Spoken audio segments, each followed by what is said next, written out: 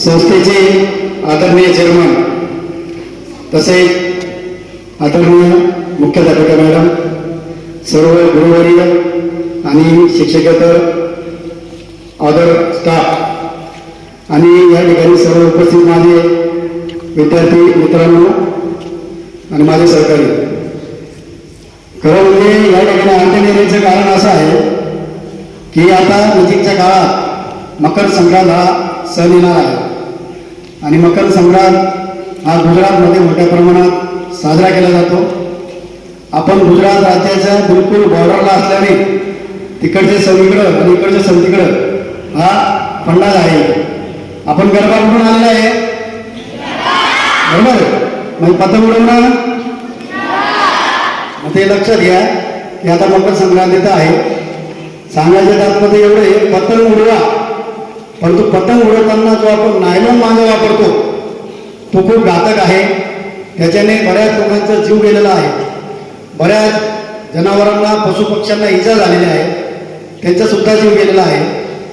असं आपल्या नातेवाईकांना, आपल्या मित्रांना आणि आपल्या परिसरात जेवढे बी तुमचे ओळखीचे आहेत त्यांना तुम्ही आवर्जून सांगा की नायलॉन मांजा अजिबात वापरायचं नाही, ते अतिशय घातक आहे आणि जर सापडला तर कायदेशीर गुन्हा दाखल होतो, जामीन पण होत नाही घातक कृती म्हणून.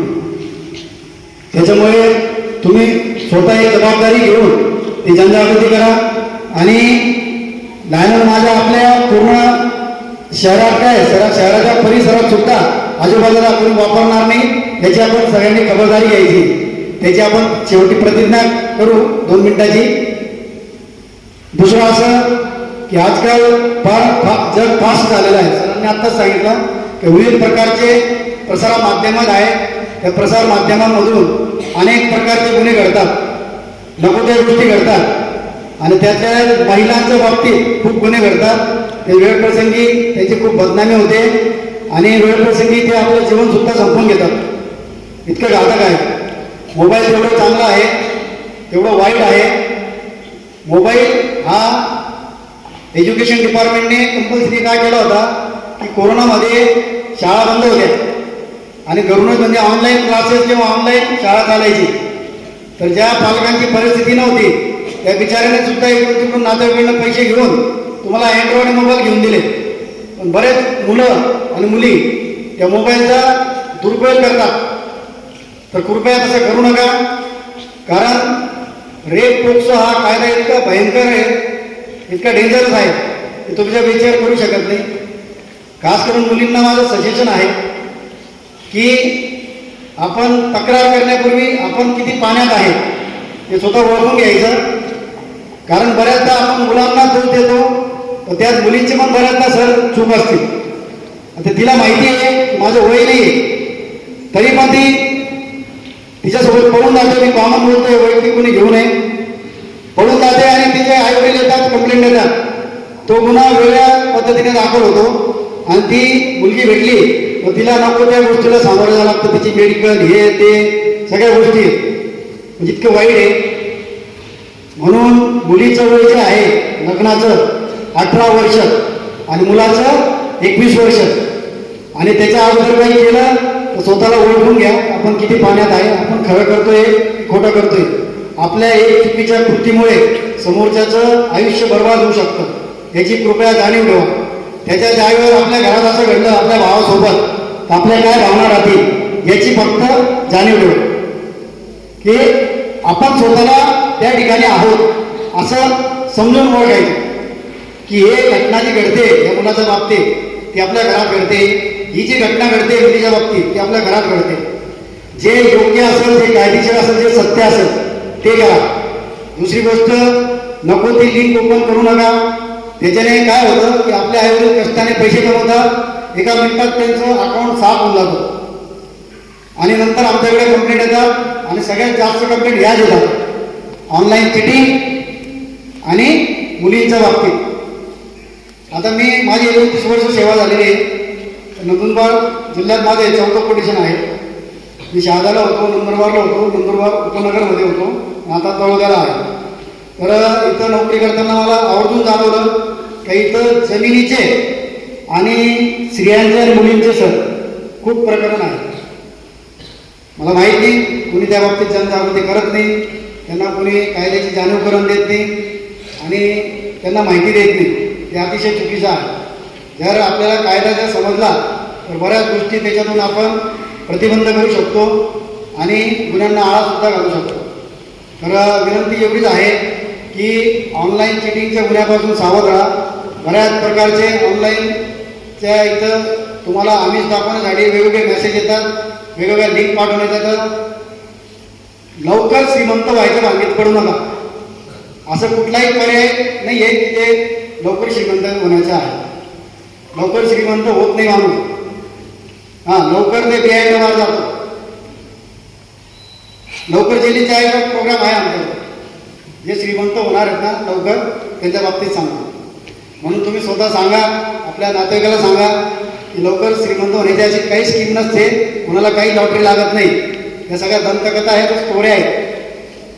आतापर्यंत किती शिक्षकांनी सांगावं की किती लोकांना लॉटरी लागली. बरेच लोक लॉटरी आपण बघतो खरीदतात वगैरे, त्याचे निकाल लागतात. लागले की किती लोकांना आपल्या नातेवाईकापैकी वगैरे. सगळं बोगस आहे. लॉटरी सुद्धा एक प्रकारचा जुगारच आहे. फक्त ते शासन मान्यता असल्यामुळे त्याला लिगल हे आहे. त्याच्यामुळे कुठल्याही प्रकारचं जुगार ऑनलाईन ते काय तुमचे खेळ असतील. आता मागं कुठला आलं होतं ते बिटकॉईन वगैरे बरेच खेळ आले होते. अजिबात त्या भानगडीत पडू नका. तुमच्या आईवडिलांचा कष्टाचा पैसा आहे, त्या कष्टाच्या पैशाची जाणीव ठेवा. आपले आईवडील आपल्याला लहानचं मोठं करतात, त्यांच्या कष्टाची जाणीव ठेवा एवढं मी म्हणेल. आणि परत एकदा सांगतो की नायलॉन मांजा वापरणे अतिशय घातक आहे. नायलॉन मांजामुळे बऱ्याच लोकांचा जीव गेलेला आहे. नायलॉन मांजा वापरल्यामुळे बऱ्याच लोकांना गंभीर दुखापत म्हणजे कायमस्वरूपी अपंगत्व किंवा कायमस्वरूपी इजा झालेली आहे. ती झीज कोणी भरून काढू शकत नाही. ज्या घरातला व्यक्ती करता असेल आणि तो जर गेला, तुम्ही फक्त इमॅजिन करा की त्या घरात काय अवस्था त्यांची होत असेल आणि त्यांच्यावर किती मोठं दुःखाचा डोंगर कोसळत असेल. म्हणून मित्रांनो, बंधूंनो, भगिनींनो, एकच लक्षात ठेवा की नायलॉन मांजा वापरणे घातक आहे. असं कोणी करत असेल तर माझा नंबर घ्या, तुमच्या शिक्षकांना मी देऊन ठेवतो. तुमच्या जर लक्षात राहत असेल मेमरीमध्ये तर 70-211 70-211 388 95 70-211 388 95. तुम्हाला चालताना परत लिहून दिली तर शिक्षक देतील. डायरेक्ट फोन करा. तुम्ही अर्ध्या रात्री जरी फोन केला तरी मी फोन रिसिव्ह करतो. माझी झोप खराब झाली म्हणून तुम्हाला अजिबात काहीच पोचणार नाही, काही चुकीचं बोलणार नाही.